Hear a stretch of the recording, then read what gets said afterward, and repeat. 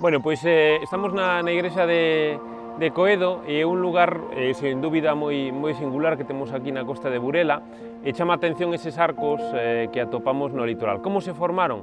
Bueno, pois están concentrados nun sitio moi concreto. Nel atopamos un importante filón de seixo, que é un material, en principio, moi resistente, por eso se desenvolveu ese promontorio que vemos, pero, a súa vez, o seixo tamén é un material moi frágil, entón esa fragilidade foi tamén aproveitada polo mar para ir progresivamente desgastando esta parte do cantil e de aí que se formaran estes arcos e concentrados nese lugar porque é onde está o filón. Unha vez que nos separamos do filón, desaparecen os arcos porque o proceso, pois, lóxicamente, non ten lugar.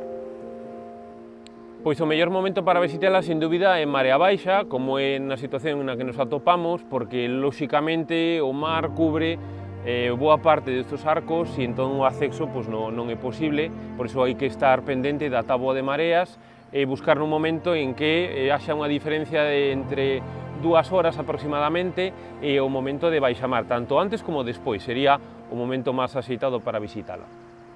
Sen dúbida, como recomendación estaría vir con un calzado cómodo e tamén vir con un pouco de tempo, porque o acceso non é tan doado, é algo resbaladizo ás veces, entón compre ter en conta este tipo de cuestións para que a visita non teña ningún tipo de incidencia. Basicamente iso e controlar o tema da marea, serían as recomendacións máis importantes. En que se parece este lugar ás praias das Catedrais?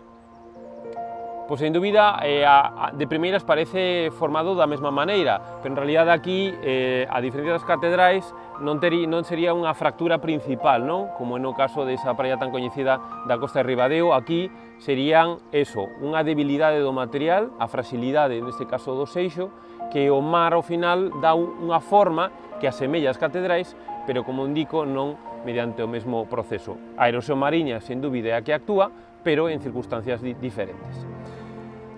Por que se formou aquí, neste lugar, un filón de seixo? Pois os filóns de seixo se orixinan pola presencia de unha fractura que haxa no terreo e a partir dela, cando isto estaba a moita profundidade, a auga, cargada en sílice, empeza a facer unha viaxe dende abaixo cara arriba e vai generando presión nesa fractura entre as rochas e vai abrindo un camiño, non? Entón, progresivamente, aquelo se vai enchendo de auga cargada en sílice, despois a auga se refría e entón, despois, ao refriarse, se formaría este filón que é o que estamos vendo neste lugar da Costa de Burela.